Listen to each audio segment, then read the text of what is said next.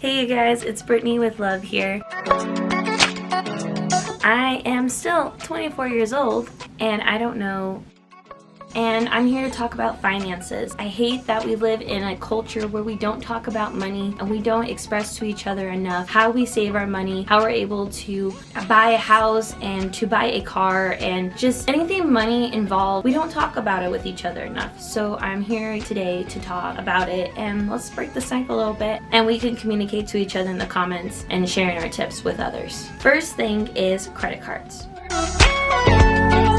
I think that every 18-year-old, 19-year-old should be told that they need to get a credit card, and they should be taught exactly how to use it. Or you can, send them this video and they can watch it themselves, where I'll explain to you why it's important to have a credit card. So, a credit card. The first part is might be the hardest, is figuring out which credit card's the best for you. So, when I was 18, the best credit card for me at that point, I had never had a job before that, I decided to go with a Wells Fargo college card. So, I think this is probably the simplest credit card that's out there. It's not very complicated, but what it does is it'll set you up with a limit. I believe they started with me $750 credit limit. So, all you 18-year-old, 19-year-olds out there who are thinking, wow, I could have $750 right now if I just sign up for this. Technically, yes, you do, but it'll be really, really, really stupid of you to use that entire credit limit and not be able to pay it back almost immediately. Because what credit cards really are, they are a financial test. Tests you on multiple things. The first thing that they test you on is how well can you pay back a loan. So what it's trying to do is it'll give you payments to make monthly,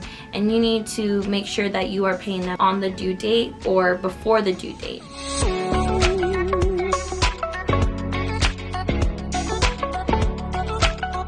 So one of the parts of this credit card test is, can you be given a limit and can you stay within your means? So what I mean by this is that every time you are given a credit card, they actually only want you to be spending 30% or less. If you spend more than 30% of your limit, that will penalize you later within your credit score. I was given $750, but they only wanted me to use 30% of that, which is $225. So if I could stay underneath $225 and I was always making my payments on time, that will help me later on. They will reward me not only with helping my credit score increase for every time I make an on-time payment, they also reward me by increasing my credit limit every 6 to 12 months. So $750 turned into $1,500, $1,500 turned into $2,500, $2,500 turned into $3,500, and so on and so on and so on. So if you have to get more than 30%, I would only do that for emergencies. The reason why I say that is because once you start hitting over the 30%, it's going to hurt your score. But not only that, it's going to take you longer to pay it back. So if you don't have the money to pay that back, you should not be using your total credit limit, and it also will put you in debt because you're going to be paying extra money to your credit card that wouldn't have even been charged if you hadn't used the entire thing. Every time you use your credit card, the amount you use, it increases. Along with that is the interest they're going to charge you later on to pay it back. So it's pretty much charging you a fee for using their money. So the next thing you need to do after you get the credit card, you need to start tracking how well of a financial buyer are you with an app called Credit Karma. So Credit Karma is such a great app. It's my favorite app to use. I look at it every day, even though it doesn't change a lot unless I'm making big financial changes. That thing pretty much stays the same for me. But what it is it tracks your credit score. So every time you buy something and you've created a new loan, it'll keep track of all those loans, your home loans, your auto loans, your credit card loans, your student loans, stuff like that. So it keeps all of them in track, and it will tell you what you can do to help your score increase. So maybe it'll say, hey, this loan is smaller than this loan. Maybe you should focus on making bigger payments on that so it is crossed off of your debt. And then work on make bigger after you've knocked off the smaller one, go for the bigger one and knock the money off of that one. So not only does Credit Karma track all your loans and shows you how you're doing with them, it also do a lot of suggestions about which credit cards they think that you could afford, and it will tell you ways you can knock off some debt faster and help your score increase. So why do we need a credit score? Why is it important? Why are we taught that we need to have a good credit score to buy a home, for example? So what a credit score is it takes all the factors of your income, your loans. It takes track of all of that and creates a score based on your financial responsibility. So pretty much your credit score is how financially responsible are you on this scale. So based on that score, other companies that you may want to get a loan from will look at it, they'll put it up against their own scale and see what can you afford, what can you not afford, and this will also depict how much interest they charge you as well. This app is great just because it just keeps track of everything and puts it all in one place for you and tells you a really close estimate of where your actual credit score is.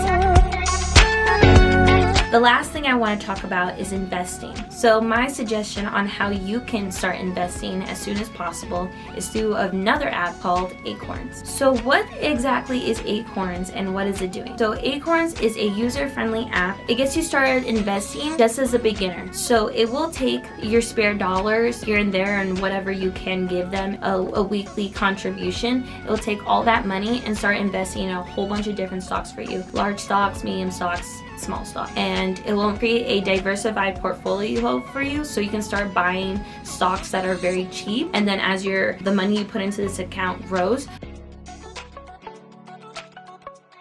So right now, I'm making a weekly contribution of $8 and put it into my Acorns account. Then on top of that, I have roundups turned on. Roundups are a very cool thing where it will, without you even having to think about it, every time you purchase something, it'll round all those cents up to the nearest dollar and add them to your Acorns account automatically.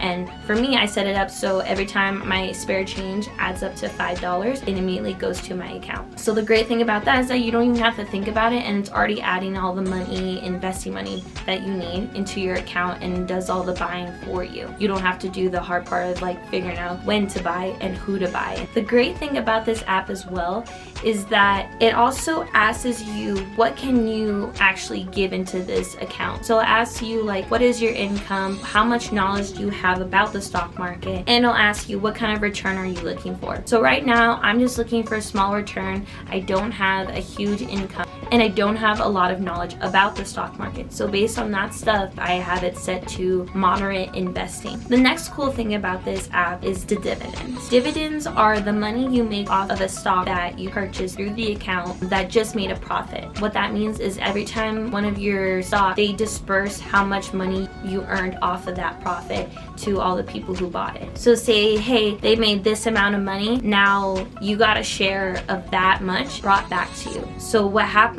with my dividends through the Acorns account, it automatically reinvests that money. So why is this such a cool thing? So what this means is that every time you make money, it'll reinvest back into your portfolio, which will help you be able to buy more stocks or put more money into the stock. Then after that, if you all of a sudden hit it really big and you're like, oh, I should take this money out, I could really use it for this, you can withdraw it anytime. But I do suggest that you never withdraw all of the money you have. So if it were me, if I hit it big one day and my account all of a sudden grew to a $1,300 and I started at $300 the day before, I would take that $1,000 out, and then if I had spare change, I would reinvest the money until I get a big amount again. I love this app so much because it really breaks down everything you need to know to actually involve yourself in the stock market. So it's great for me who's a beginner, maybe you who is also a beginner. It's super user friendly and not overwhelming. I never felt confused. Not only do they do this stuff for you, but it explains to you what it is and why they're doing that for you and how that's going to help you in the future. Another great thing about Acorns is that they also have this weekly email they send out to all their users. The great thing about this email is that they usually link you to financial articles about people just like you and I who are making money off of investing, and also it gives you great advice about how you can budget, and it'll be articles about financial advisors like Susie Orman, or it could be everyday people. How did your neighbor save $100,000 in 3 years? How was that possible and they were still able to make payments on their house? And it's always great to be updated about financial advice like this because it'll